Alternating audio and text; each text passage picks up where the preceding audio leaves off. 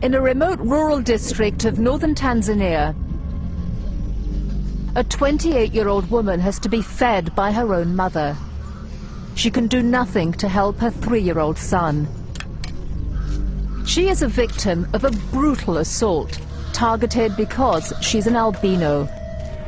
She lacks pigmentation in her skin, eyes and hair. Attacks like this have been multiplying. The core of this is not about poverty, fundamentally.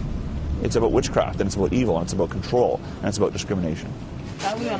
A year ago, halfway around the world, Canadian businessman Peter Ash, an albino himself, read about the attacks. I cried myself to sleep the first day I spent hearing the stories.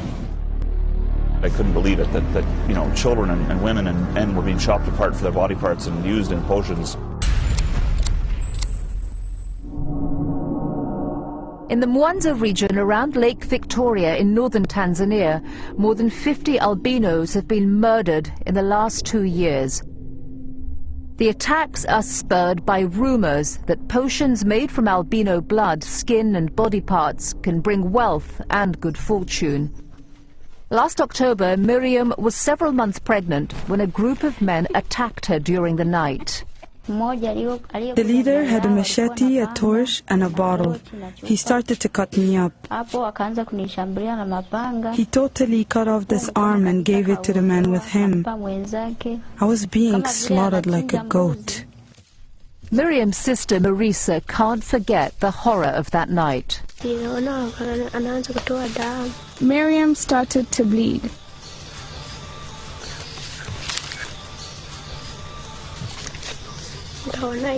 And then I saw her other hand was dangling.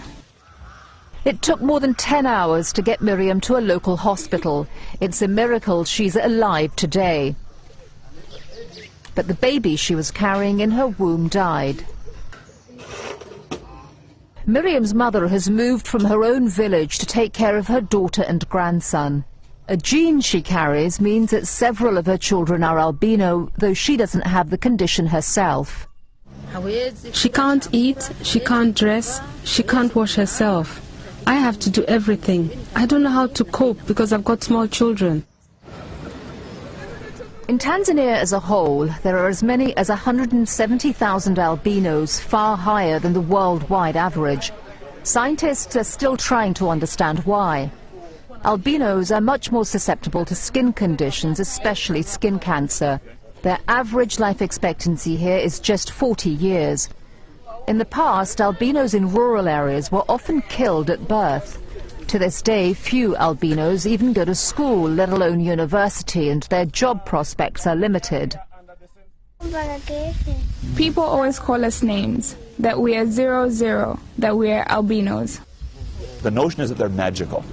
They're not human like us. They're ghosts, right? And so if you've got these ghost-like creatures, A, it's not bad killing them because they're not human beings anyway. And B, if you kill the ghost and have a part of its body and can harness it and use it for your own ends, you will have magical power. And so you really need to understand that to understand this crime. It's this climate of prejudice that has been exploited by some of the 15,000 witch doctors registered in Tanzania's Mwanza region. The limbs, organs and hair of an albino can sell for $1,000 US. Witch doctors are respected citizens and an established part of the local culture. Melanda James denies she has anything to do with the attacks on albinos, but admits that a few unscrupulous practitioners are giving all witch doctors a bad reputation. People are accusing us, but I don't know what they're talking about. We are healers. We are not involved in this albino issue. Having suffered discrimination himself as a child, Peter Ash is now campaigning to protect albinos in the country. He opened an office in the capital for his aid agency called Under the Same Sun. Here he lobbies Tanzania's Prime Minister. We want justice to roll like a river for the people of albinism in this country. And I know you want that. We have what I would call probably a headache in the prosecution process. The wheels of justice in Tanzania have turned slowly. It's taken more than 2 years for the first murder convictions against killers of albinos. Miriam recognized one of her attackers, a neighbor, and is now under arrest, but the government says bringing his case to court could take as long as 5 years. And in the meantime, the attacks continue. That is a gross violation of the right to be a human being. Gedu Muigai, the UN Special Rapporteur on Racism, says a major public education campaign is needed.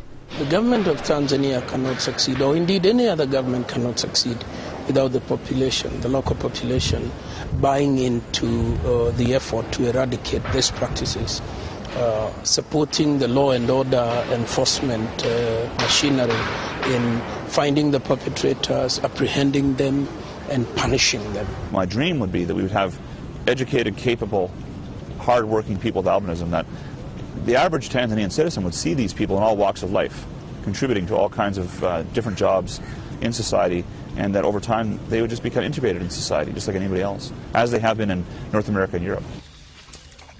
But until that dream is fulfilled, Tanzania's albinos are left in a desperately vulnerable predicament. Miriam's sisters, Marissa and Leontine, fear for their lives.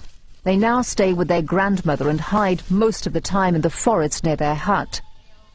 Miriam attempts to make do with a pair of artificial arms, but they are unwieldy and painful to wear. It's even difficult for her to hug her own son. But despite the struggle she faces every day, she is still grateful to be alive. Thank God, she sings, for hiding my heart. So I survived that day. Pray for us. An event calling for an end to violence against albinos, who are constantly reminded of the danger to their lives. This city was once known as the capital of witchcraft, with killings happening almost every month. The most recent, an albino woman, hacked to death in May.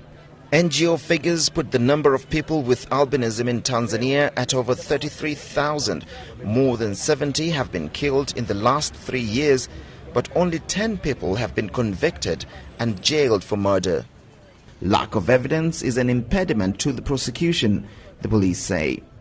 These kinds of campaigns take place mostly in urban areas, but the message doesn't always reach the remote parts of Tanzania where they're most needed, where discrimination against people with albinism is much more common. The remote island of Ukerewe is home to about 70 albinos. Its first albino inhabitants were abandoned by their families. Recently, many have fled the urban centers for refuge on this island. But still, they are not safe. This is the Namigambo family. The little boy, who is 4, survived an attempted kidnap when he was just 3 months old. The mother managed to escape to safety by jumping out of the window. The family says more should be done by the government. I plead with the government to keep on helping us as it did in the past, when they offered seminars telling the community that these are normal children, just like any other. They only lack some elements in their pigmentation. Those seminars helped a few understand the challenges of living with albinism.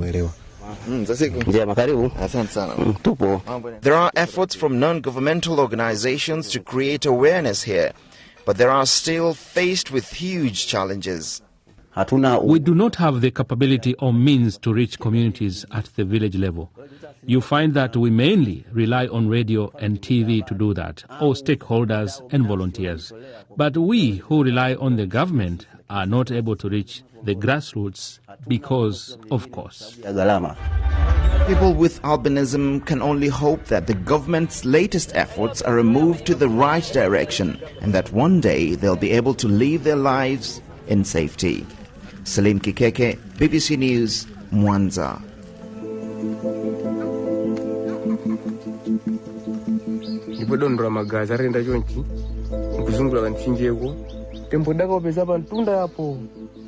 How was the body when you found it?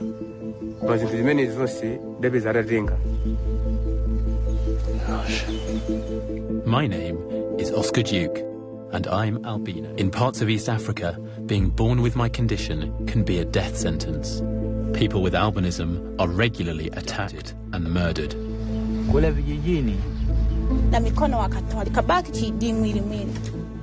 Their body parts are used in potions sold by witch doctors. They just weakened the nerves in him hard, and all the teeth were out. Do they specifically want the teeth? Is that? Yeah. It is something that is valuable, according to them. Work as a doctor and lead a normal life. I can't imagine what it's like to live in such fear. I wanted to find out why this is happening. Would you think, Tanzania, that children like this are forced into isolation? The society has to understand that this is not a good thing. Prison. And what kind of person would murder someone like me? Do you think it's okay to kill somebody for money?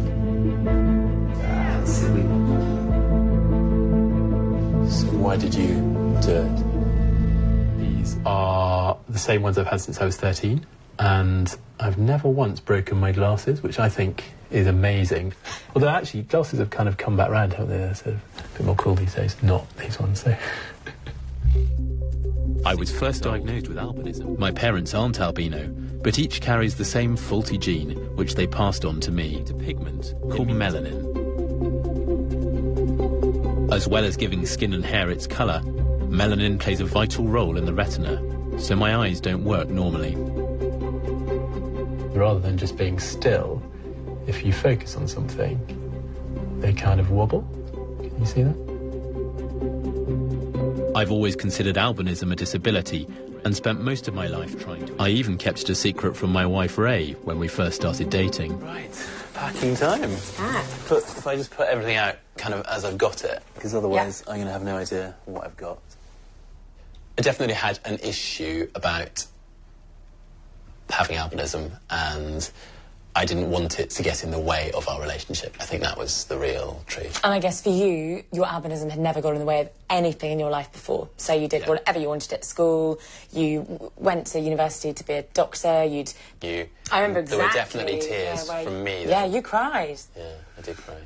And actually, then you telling me was a huge relief, because I thought it was going to be something far worse. Yeah. But, I don't know, you had some horrible past, or, I don't know, you'd been married to some other, or like, I don't know. And didn't it work out well? For now. Yeah. 2 years in.